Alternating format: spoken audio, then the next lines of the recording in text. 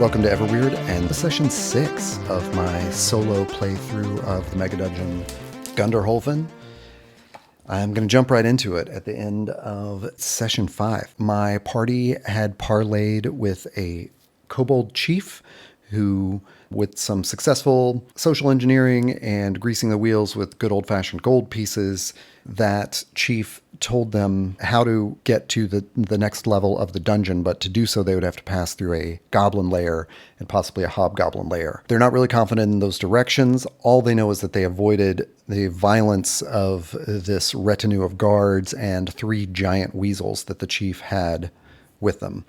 They spent the end of, that hour, perhaps more, as they were in the dungeon back here.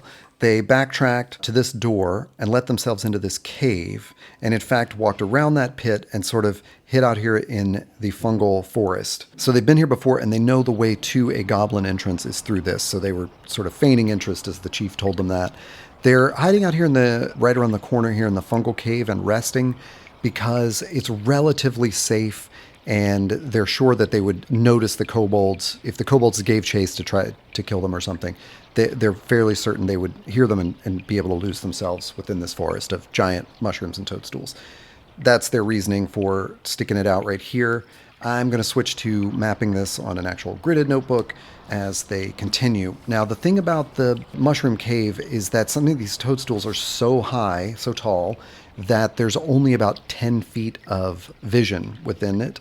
So they are going to light 2 torches. One person in the front is going to be holding one, and one person in the back is going to be holding one. I'm going to say Irwin is in the front. Virago is right behind Irwin holding a torch. And that means that Virago's going to keep their shield up and sheathe their sword. Then Talira is going to be next in line. So Talira is kind of the weakest and least armored, and so she will be in between Virago and Tori. Tori brings up the rear, also holding a shield and a torch. So Talira's bow and Irwin holding javelins in the front. That's how they're navigating through this. So they light up 2 torches. They can basically get through this area in 6 rounds? I'm not really sure. But I've got to look up the encounter table. Basically, they're just going to have 1 check, because it's going to check every 6 turns. Roll a 1 indicates an encounter. So they're walking across this mushroom toadstool forest. No encounters. They make it past the columns, where they have previously been attacked by a Mantari that swooped down. I'm going to do an encounter check for them, Mantari, so on a roll of 1, it will appear. No.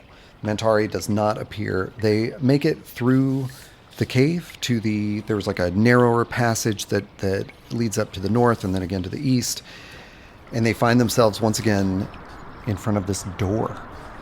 Previously, they had opened this door, and there were 3 goblins inside, and those goblins attacked them with slings. One of these slings was so powerful, it did like 4 points of damage to Dobahai. They could see when they had previously opened that door that they could get to, there was a passageway here to the east, and that the room was lit. They did not step into the room, which was crucial, and one of the other warnings that the chief kobold gave them was that the goblins like to trap every door and hallway, so they should beware. So they kind of know the drill now, and they get there. The goblins are going to be there. That's just their goblin hideout. They're going to push this door open. They douse one of the torches. Tori is holding the other one. I'm going to reset this because it took them a whole 6 rounds to get, or 6 turns to get across this way. Whatever it is. This is going to be the start of where they are right now, with just 1 torch. So they douse 1 torch as they get there. They've had a torch die on them, by the way. In the meantime, Tori's holding the torch in the rear. Talira takes aim with her bow. Virago and Irwin are going to have their shields up. Also, they're each holding javelins and have more at the ready because they are pretty sure they're going to find these goblins and they just want to hit them at range as quickly as possible. So they open the door. Actually, they tell Tori that she can stand back, like around the corner, so that she's not in the crossfire. Simplified initiative, 4 through 6. My party goes first. 3. They open the door. The creak of the door gives them away. The goblins are there and fire their slings. Gobbo number 1. I just moved the die and it rolled, but I think it was on a 12. Goblin number 1 targets Virago. They have a 20 Thacos, so I have to add up to meet 20 in order for them to hit. 12 plus Virago's AC of 3 does not hit. That is 15. A sling shot bounces off of Virago's shield. The next one slings at Irwin. Ooh, a natural 20. It hits Irwin with a sling. I hate this. This is just so ridiculous. Does 3 points of damage to Irwin? Irwin has 3 hit points. This is ludicrous. These slings are killing people. Okay, not to be prickly about this. I'm looking up what a sling does in Beck-Me. Am I rolling with stats that like my characters can't handle? Is that what's happened in this conversion that I've made? Sling. D4 damage. These goblins are just hella good with slings. A goblin sling hits Irwin, reducing her to 0 hit points. If they can get her out of this melee, she will be able to do death saves every hour and then every watch, but that has not gone well for any of my characters. They have healing potions at this point, so if she's able to do a death save, they can throw a healing potion down her gullet and she should recover. Tori sees Irwin drop. Same thing that happened to Dobahai, a sling right in the middle of her eyes. She drops down. A small trickle of blood is coming down her forehead. She's reduced to 0 HP. Tori shouts, "Close that door." Virago slams the door shut as a third sling comes at Talira, hits Talira. 2 points of damage. So they're both hurt. Virago gets the door slammed on their turn. Tori steps forward and, okay. I think Irwin needs to do a death save. A save against death. So saving throw against death. Again, this is not like a Beck-Me rule. I'm just doing this as a solo player because people keep dropping. An 8. Her death save is an 8. She is clinging to life as Tori pours a health potion and she recovers 1 hit point. Okay.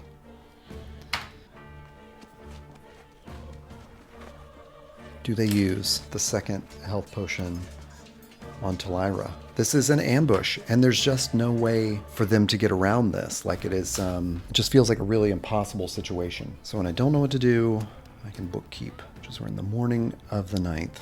Does a natural 20 always hit on Thaco? Yeah, that's true. It has the Goblin has a Thaco of 20, so 20 hits armor class 0. It doesn't matter any other modifications there. So what my characters decide to do, Virago's holding this door shut. The goblins are not making any move to like approach the door, which is already in itself a little suspicious. Irwin has 1 hit point, and they don't want to give the second potion to Talira because they may need to give it to Irwin. I think another safe thing in the way like I'm playing death is, I guess these are kind of like Morkborg rules, like Irwin was reduced to 0 exactly. I think maybe if my characters are reduced below 0, then maybe they don't get a death save. But if they go right to 0, they're going to get a death save, at least if there's a form of healing available to them right away. So regardless of that, what they're going to do is hide around this corner of the cavern. They've got literally hundreds of feet of rope. So they attach rope to this door, and their plan is to hide around the corner, pull the door open with the rope. They're almost sure that sling bullets will come flying out as soon as they do that, and then have Talira and Virago duck around the corner, firing their bow and throwing javelins as best they can at these goblins. So that is what they do. After a short setup, they pull that door open. They're going to have Irwin pull it open. Irwin pulls it open. Tori is trying to block anything that she can with the shield so that Talira can kind of like peek up around that shield. So that'll give a bonus to Talira's armor class. And same with Virago. Virago's able to have their shield plus hide behind Tori's, so they're going to get that additional bonus to their armor class. Sure enough, 3 sling bullets come flying out as soon as the door opens, followed by some goblin voices. They're obviously questioning like where they went. Talira ducks around the corner, has no bonus, but fires her bow at one of them. A 16. The goblin's AC is a 6. That's a 22, so that hits. Does 1 point of damage.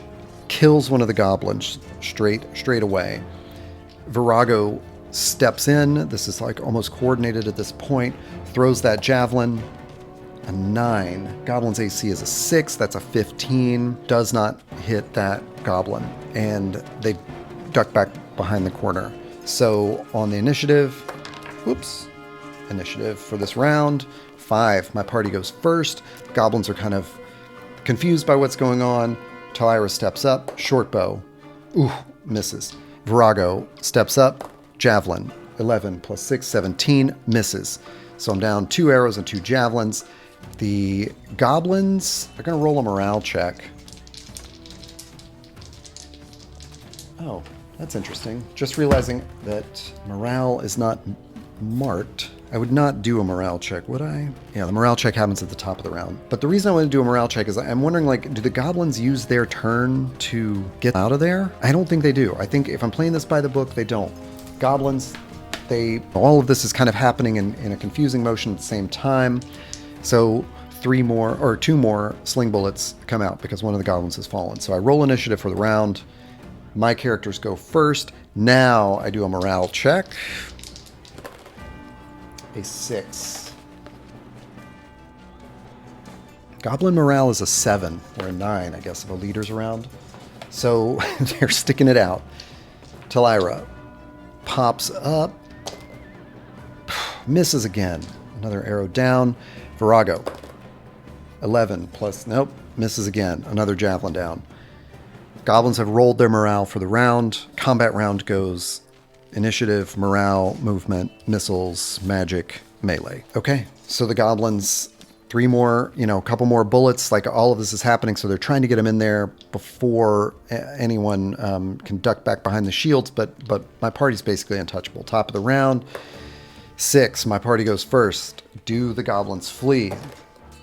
7, they do. So the goblins run out that hallway. They failed their morale check, they run. My party takes a breath. They creep forward. They saw this happen, and this time, because they have Talira with them, who has a 10-foot, or sorry, not Talira, but Tori, has a 10-foot pole, and they've heard this warning about the traps. They tap the floor, and sure enough, it collapses right here. So the goblins were just trying to lure them into the room for a melee fight so that they could fall into this trap and have an easier time shooting them down. They inspect the body of that goblin that is in the room, and they find 12 silver pieces. Talira also pockets the sling and all the stones that she can carry around the room. I believe she's out 3 arrows. One of them's in the goblin. I'm going to roll D3 to see if she can recover any. She recovers 1 arrow. Okay, that's great. Same with Virago. Virago recovers 2 javelins. They're not too badly hurt, so loses 1. They pick up a sling and 20... why are they not called sling beans? They're called sling bullets. I'm probably just going to call them sling beans. So Talira now has a sling that does D4, and they have 12 more silver, and that's going to take a turn. And this is one of those like abstractions of the turn where it might not have truly been 10 minutes, but for the purposes of like torch burning and all that kind of stuff, we're going to say it is. They're definitely very cautious. 2 goblins have run off, so they know there are 2 like unaccounted for goblins somewhere in here. And they've tried to sneak around this room as best as they can. They can see down this hallway that a stairwell leads down, and the hallway extends about 40 feet in that direction. I got to read ahead a little bit here. There's a 30-foot chasm down there somewhere. This seems like a really dumb goblin-y thing to do, so I think this is going to make sense. But there's a like a 30-foot chasm right here. So basically, as my characters sort of peer down this hallway, because they're being cautious, they're just looking down getting down as low as they can, hiding behind a shield, looking down there. They have there's a torch burning in the wall, so they don't really need to worry about that. There's also some kind of light or something coming from this room ahead. There's a little bit of light on either side. Being really cautious, they can see there's this chasm and that goblins have lined up along the other side of the chasm. So even if my players ran down and tried to leap this chasm, they're going to run into a bunch of goblins with spears. It doesn't make a lot of sense. This seems super dumb, a dumb tactic for the goblins, because what's to stop my characters from just crouching behind their shields on the stairs and lobbing javelins and arrows into the goblins? But they're goblins.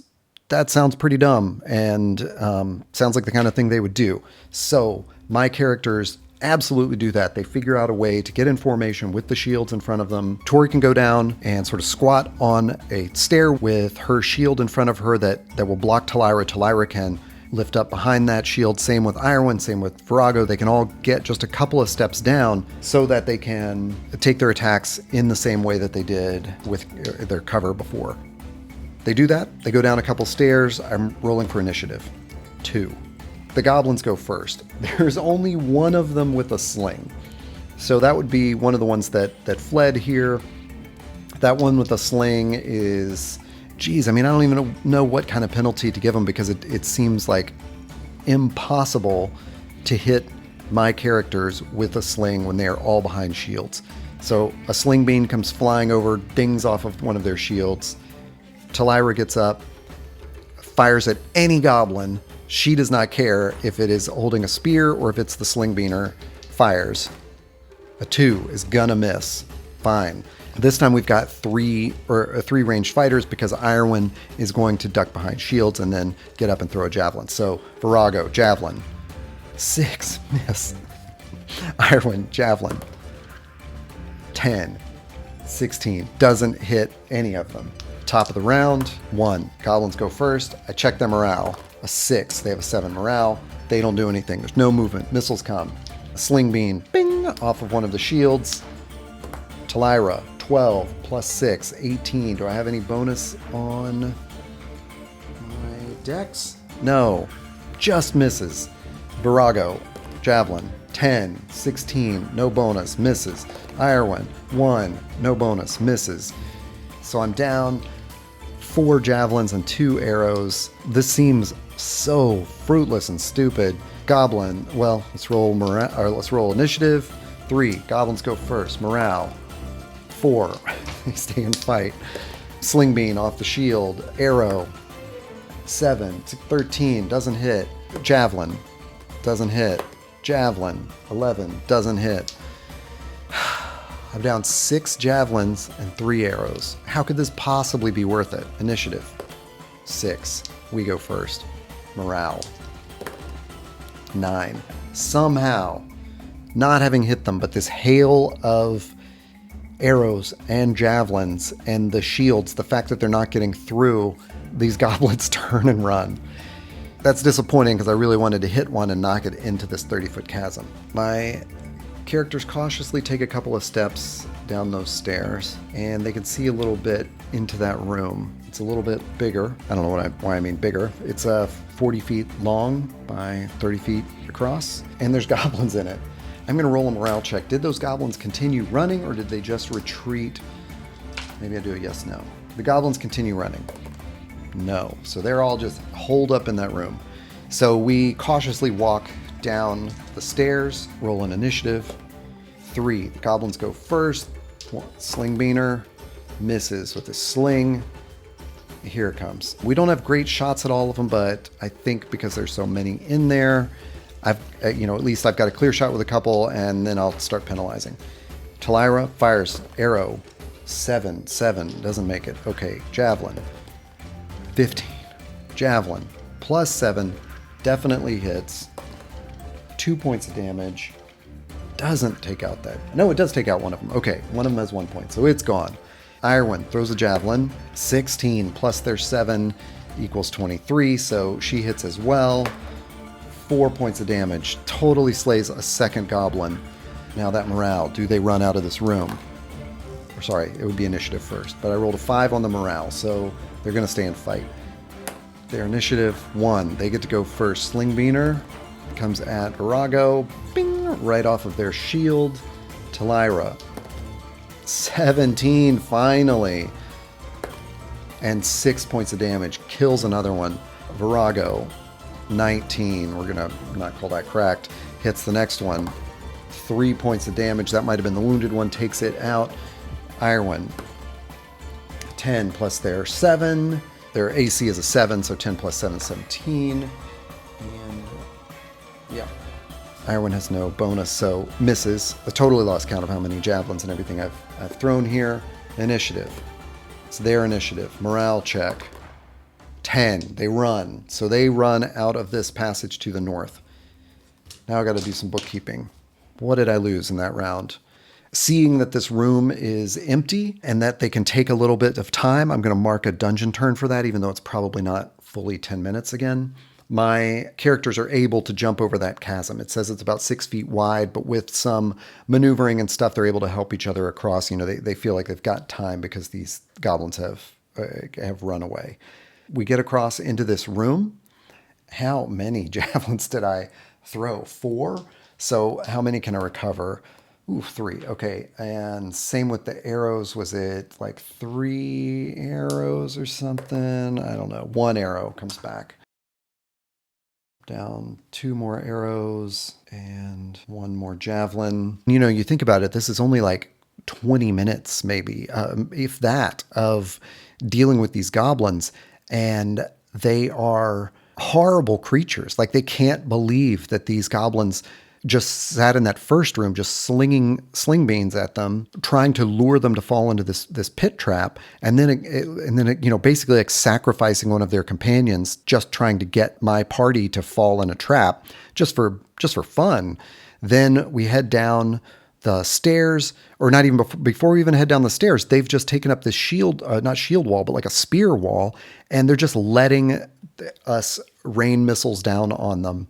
There's definitely like a cruelty to the goblins and just like a real monstrousness. They're not seeming to run when it's smart to. So my party they feel disgusted, but also very justified in any kind of violence against these creatures. They can see in the southeast corner, this is not actually a corner here, but a door. And then, of course, there's an open passageway up here. On the north wall is a wood plank that is about 8 feet long and 1 foot wide. So that's probably what the goblins use to stretch across the chasm, to go back and forth without having to jump. But there's nothing else notable about this room. Having seen the goblins run to the north, we are inclined to go to the south. So I think that's what we're going to do. We try that door. I've got no indication that the door is locked. My party all rearm themselves. Same situation. You know, Tori's holding the torch, Talira with her bow, Virago with probably a javelin. I think that's Virago and Irwin are feeling like we might as well just waste these javelins on these goblins because they are not going to give up, and they are awful. We creak open this door and see a hallway that goes about 10, 20, 30 feet. So it seems to extend about there. And we can see that there's a corner. Ignore like where this is. There's the hallway then slants to the north. Yeah, somehow it's going to slant up to the north. But there's also a door here in this corner here. There likewise is another like torch on the wall. So Tori just extinguishes the torch to save it. That's a good place for me to just burn out a torch because I had another torch that I'd only burned for 2 turns. So I'll just say one of the torches, you know, between those 2 half torches, it's gone. They peek around this corner. Same thing they see, about a hallway that extends 20, 30 feet up. And then there's a door there. There's also a torch on the wall there. So they've got a door to the south and a door up to the northeast. They're feeling like it's really a crapshoot. 1 through 3, they go south. 4 through 6, they go north. They go north. They head up here, same deal. They get to the door. The characters all huddle up against this door and listen. Any character has a 1 in 6. This might be a BX rule and not a BECME, but I do have one person who hears something in there. So now I'm going to roll just to see. Let's just see if Talira can actually hear a noise in there. No, she can't. So as they're all leaning up against the door, one of my party does hear the sounds of like laughter and like chatter in there. It sounds happy. It sounds cruel, like goblins sound cruel, but it doesn't sound like they're aware of anything going on. It sounds like there's some kind of entertainment going on behind that door. Perhaps it's a meal, something like that. I don't think there's a good chance. I think because they hear so many voices, would my characters go in? And they don't have a great way to trap this door. I'm looking to see if Talira has like a bell or anything they could put on the door. No, she doesn't. Yeah, I think they're going to leave this room alone. So they head to that south door and do the same thing. They listen for noises. All four of them crouch as they listen at the door. Same thing. One of them, actually, no, they don't hear anything, but it doesn't mean they couldn't. It's just that there is no sound coming from there. So they're pretty sure they got a clear hear of all that, however you say that. All right, so once again, we open the door. They do it as quietly as they can, although they don't hear any noises in there. And what they see are 2 goblin guards outside this door right here. These goblins are surprised on a 1 through a 3. They are surprised. So I have the initiative. Having seen these goblins before, seeing that there's only 2 of them, my characters aren't inclined to mess around. They take as quiet footsteps as they can. Tori holding that door open. Irwin in the back, Talira in the front. Talira fires a bow at one of the goblins. Oh my god, what a crack. Between 20 and 2. Here it goes. 13 plus the goblin's armor class of 6. They just hit.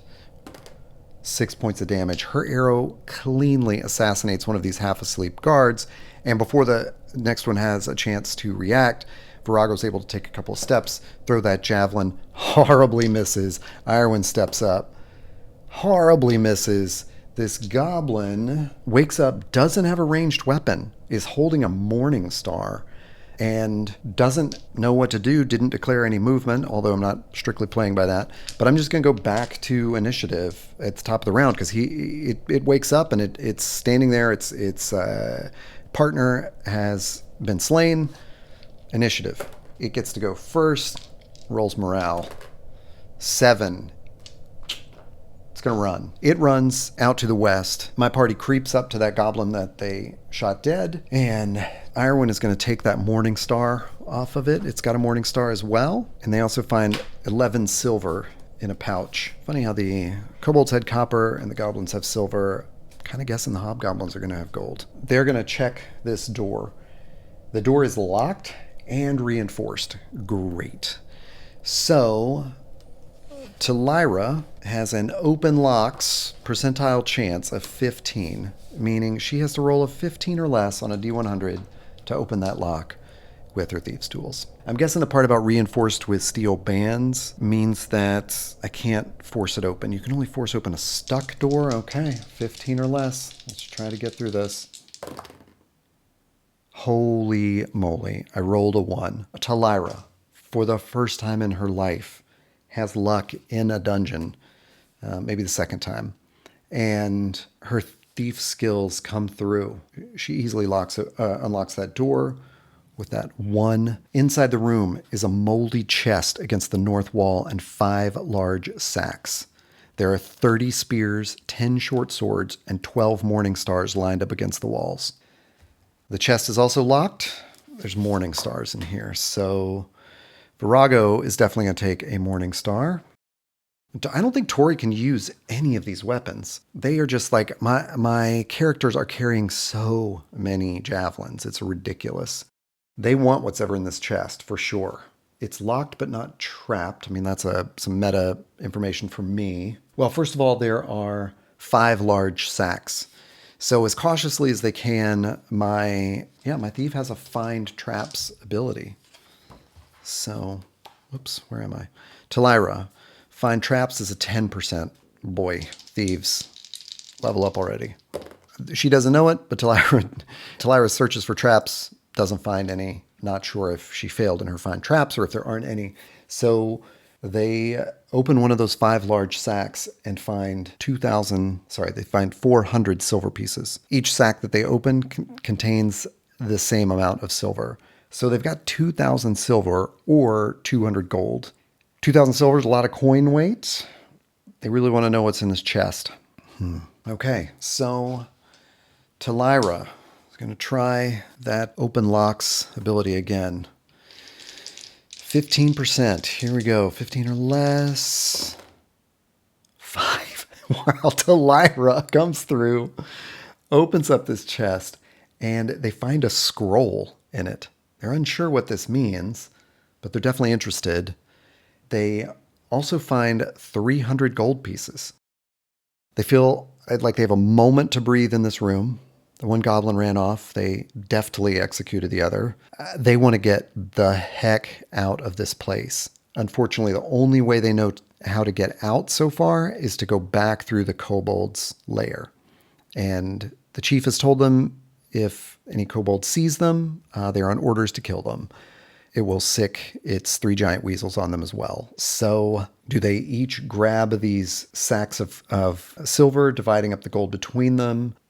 Tori takes that scroll. They can eat. I believe they can all carry, except maybe Talira, because her strength is really low. But I think between them, they have enough weight to carry these things without becoming encumbered. But of course, they can't hold a weapon in their hand if they're walking out with all this stuff. Nonetheless, that's what they got to do.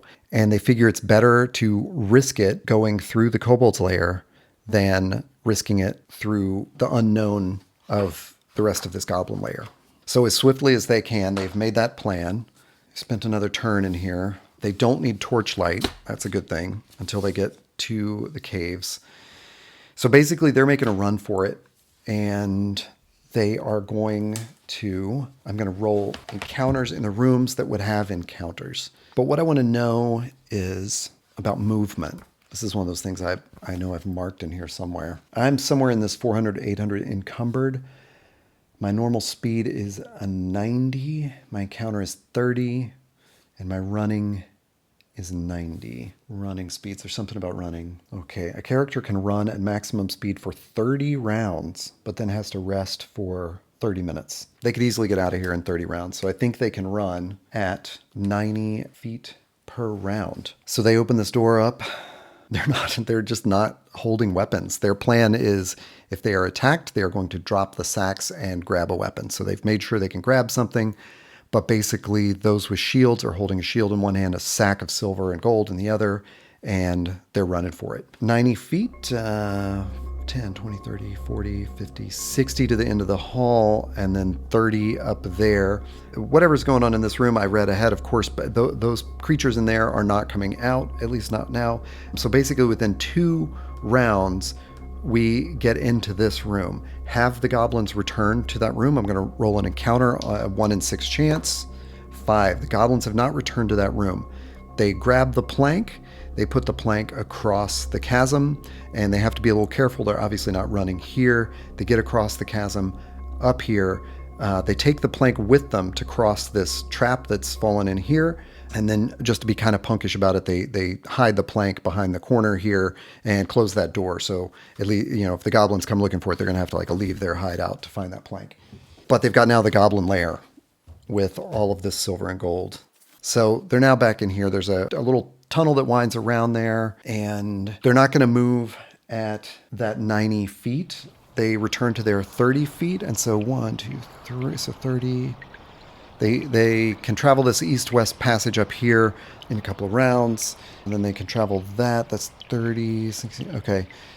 So once they get into the room with these columns, I'm rolling for the Mantari. It is not present. They pass the columns on the next turn. Mantari on a 1 in 6. No Mantari. They decide to go up the top route. So they kind of come around there. Yeah, they're going to grab crystals on their way out. As they come into this area with the crystals, they encountered a kobold coming in from the west one time. So 1 in 6 kobolds are coming. Nope, no kobolds. They get in the crystal room. They know if they wait there for an hour, they will heal.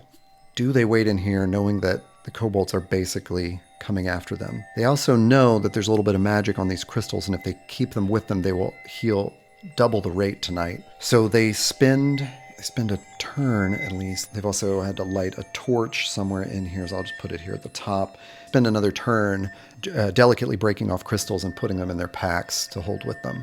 They also grab a big sack full to return to Balfour, hoping for a little reward there.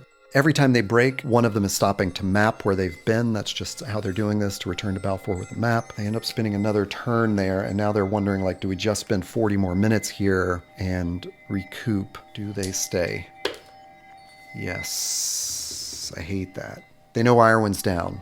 They're very concerned for Irwin. Okay, so I'm just going to do like a normal wandering monsters check from BX. So the next turn, they're fine. The next turn I check for wandering monsters, 1 and 6, nothing. Next turn, they're fine. Next turn I check for wandering monsters, 1 and 6, they're fine. All of them who are down hit points now heal 1 hit point because they have spent that time in the magic crystal room. So that is Talira, who now has 3 hit points. Virago is not down. Irwin heals 1 more hit point, bringing her up to 2. And Tori was not down. So they head out with these crystals in their pockets. They know to head south now and avoid the rats and ghouls over there. It's not going to take them 10 minutes to get around there. That's like 1 round, 2 round, 3 rounds. They can get to this door. I'm going to roll to see if they're kobolds. 1 in 6 chance. Nope, no kobolds. They wait a minute at that door and they listen to hear noises. At least one of them hears some noise, or like can be confident that there are, in their hearing of noises. 1 in 6, nope. So there's nothing behind that door. They let themselves into this hallway. They're going to have to pass this hallway. Talira, just for the heck of it, tries to move silently. 10%, nope. They're jingling all the way with their bags of silver. They get to this crossroads, go to this room. Is that room populated with kobolds again? No. Okay, they get up here and they're going to have to spend a little bit of time getting out of there to get across safely with all of these sacks of silver. No kobolds appear. They get into that last room where they found 3 kobolds when they first entered. No kobolds. They get outside. They breathe. They get to the brush somewhere where Irwin almost seems to disappear in that brush. And they take a breath. They rest. They have burned up another torch in all of that because they had to have one getting through everything. And they're going to start that march back across Ganfall Swamp. That was basically the middle of the day. It's going to take 2 watches to get them back to the city. They're wondering if they camp with all of this treasure. And does it matter if they go halfway across the swamp and then camp? I think what they decide to do is go halfway across the swamp and then camp. So basically they're going to walk until it is just prohibitive to walk anymore in the dark. And then they're going to camp in the swamp, which is slightly more dangerous than camping just outside of the dungeon. They're mostly following the trail. It's a 1 in 10 encounter chance here. Oh yeah, per 3 per night. So yeah, there's just going to be 3, basically every couple of hexes, every mile or so. Okay, and then they'll have the same thing overnight. So they've made it about halfway there. They spend the night, do their normal guard shifts. No encounters overnight. They're definitely harried at this point. They are not sleeping well. They are just trying to get out of here with this treasure. This is the most money they've ever seen, and they want the experience points. But they also want the gold. They also want the treasure here. So with that, the next morning they rise. They have 1 watch to get them back to the city. They'll arrive at midday, and they will eat really well. There's no encounter on their last couple of hexes into the city. They arrive. They take the gate where the guards seem to know them and understand what they're doing. They've got 2,000 silver and a scroll and 300 more gold. This is an unbelievable cash for this group of amateurs. 2,000 silver translates to 200 gold. So it's 500 gold all told there. That would be another 125 XP each. In addition, they did kill a few monsters and survived a few calamities. So, killed a goblin there. Killed, I believe, 3 more goblins. Did they kill any kobolds? They locked some of the kobolds in their room, parlayed with the chief kobold, passed the giant frogs without killing them. Oh, they killed that 1 more goblin, divided by 4. So they're going to each get 139. That's nothing. Nothing. So Talira now has 332 XP. Ridiculous. That means Virago's going to have exactly the same thing. Irwin has 317 and Tori has 297. Did I miss XP somewhere in here? This is really a lot less than I thought. You know, you see 2,000 gold and you freak out, or 2,000 silver. They've returned to the city in daylight for once, having slept in the swamp the night before so that they would get here at this time. So they're able to go straight to Balfour and ask Balfour's advice on this money and how to proceed. You know, the 100 gold that Balfour was promising them per level seems like a pittance right now. Balfour, of course, greets them in his usual skeptical way, you know, thinks they're coming to him with bad news. Like, what is it this time? Can't you stay away for more than one day? They say, actually, we bring you some good news this time. Oh, yeah. Plus, they slept overnight and they had these crystals. So Talira and Irwin are back up to full health.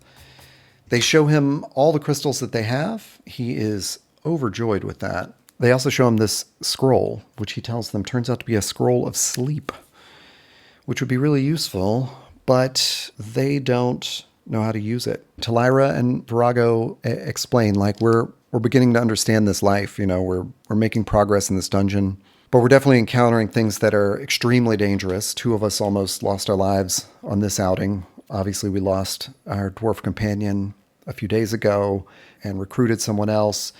We feel like we've got a little bit of protection, but this is dangerous work, and we are finding treasure and excitement. We're honing our skills.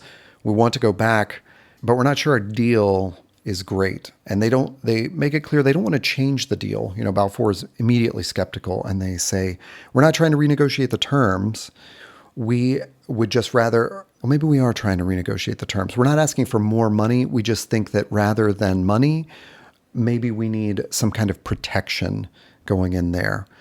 Maybe we need like a magic item of our own. Maybe we need a something to heal us. And I think at that point, so Balfour is going to suggest something interesting. And he says, you know, I have another apprentice. His name is Faqual. And I think Faqual would be a good addition to your party. As it happens, Faqual is a chaotic magic user. So Balfour is offering them a little bit more firepower, but another person to look after. This seems reasonable. Faqual is going to be chaotic and sort of more aligned with Balfour. So even though there has been this tension where Tori and her mentor Josephine have advised Talira that Balfour is a little bit shady, now Balfour has one of his own in the party. He tells them to return the next day. You know, he says, go spend the night in the best inn you can find. Although it's obvious they've returned with some treasure. I mean, when you think about it, 2,000 coins, 400 coins each in these sacks. Although they're large sacks, it's not like Scrooge McDuck sort of amounts of treasure. You know, they're able to squirrel this away in a backpack or on their belt or something, and they're jingling a little bit, but it's not like such a ridiculous amount of coin that they're arousing too much suspicion. So Balfour is aware that they've returned with some treasure, and they've probably been open with him and told him, we've gained enough that we think this is worth it, and that's why they're asking him for some kind of protection or something. I'm going to take a minute to think about that and figure out how to build Faqual. I'm just going to, of course, roll him up like I would any character, but I think Balfour is going to choose the spells that Faqual has in his spell book, knowing what may lie ahead for them. Things like reading magic, Balfour is not really concerned with because he trusts them to return to him with any magic item, and he or scroll, and he'll be able to either read it or detect magic on it. So he doesn't need to preload Faqual with those spells. So I think it's going to be an offensive spell that Faqual, who will be a first level magic user, will go with. I've also never played a magic user in Basic Expert, so this will be interesting. He tells them to return the next morning, and he'll introduce them to Faqual, who is at the library at this moment and unavailable. He's going to pay them for the crystal. He has a limited amount of time on the crystal. Balfour is notably stingy, but a scroll and these crystals are nothing to sort of sneer at. So I think he's going to offer 20 gold.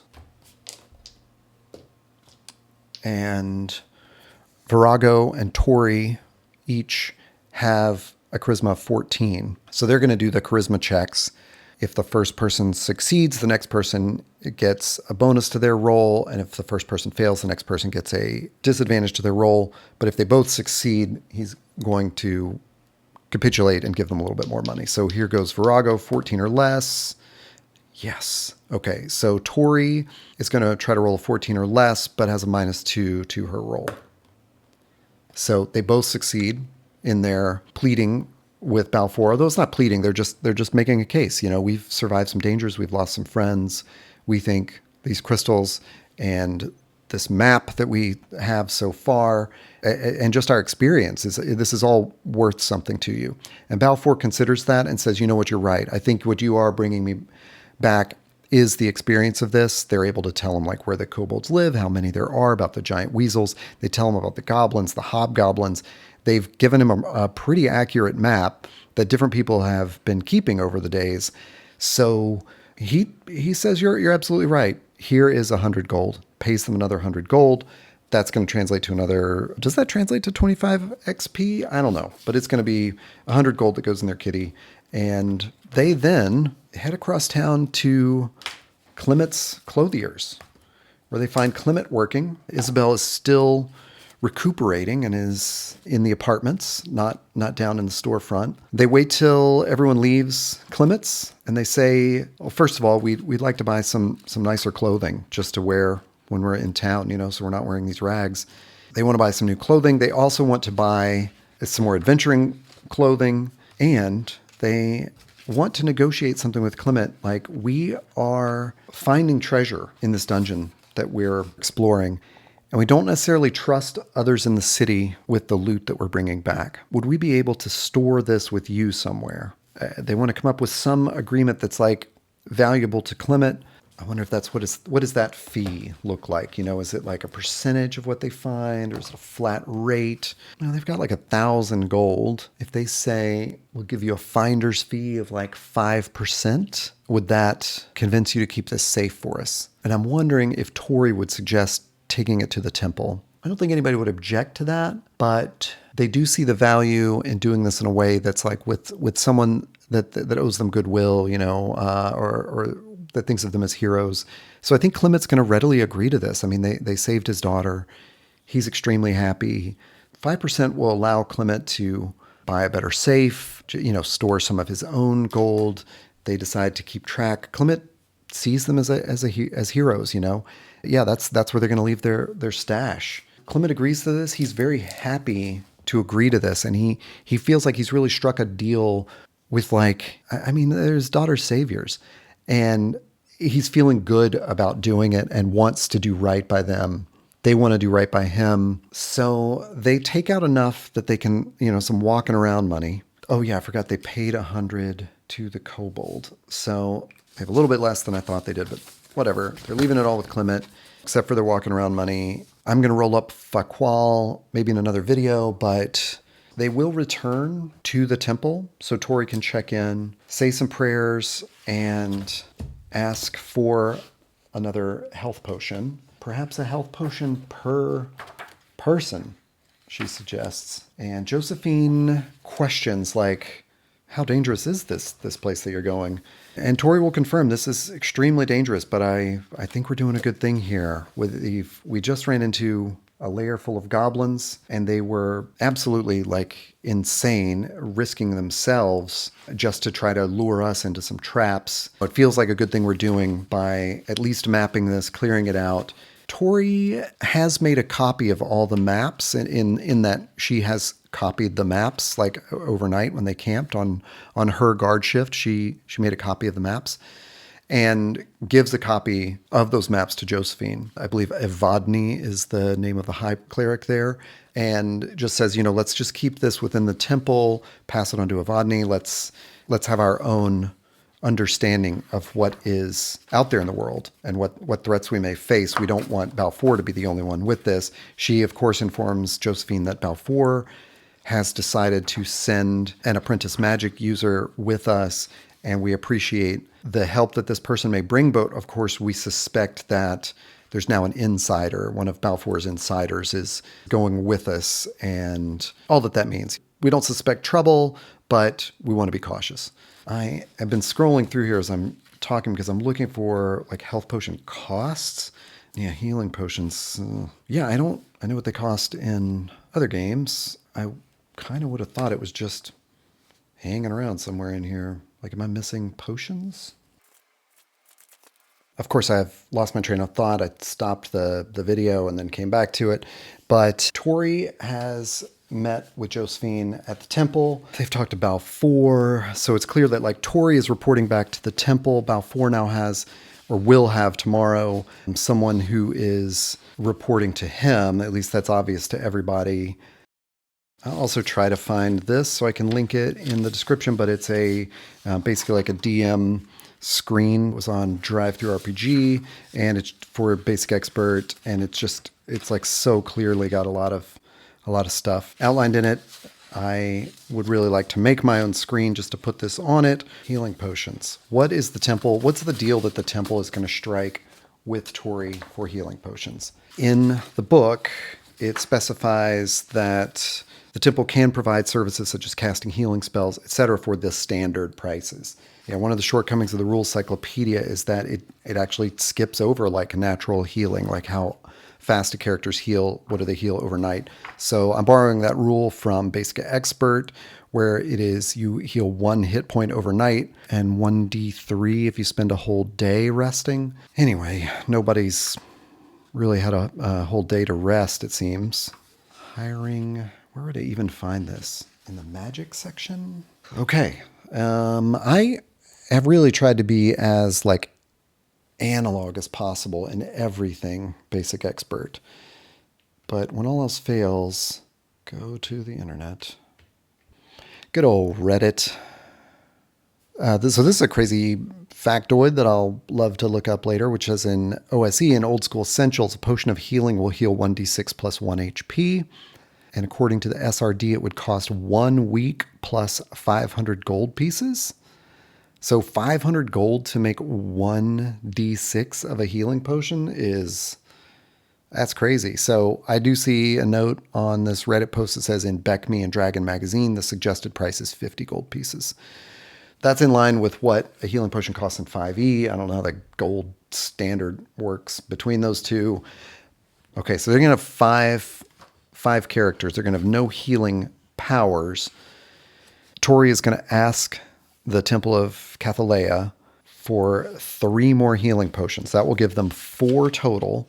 So normally that would cost, like, say, 150 if I'm going by Beck Me Dragon Magazine prices. And I think the temple is going to discount Tori as a cleric of Cathalea. I'm going to say, half price. They're really generous. So each one is going to be 25. And Tori the next day will be able to collect 3 health potions from the temple. That was session 6. I will see you back here in session 7.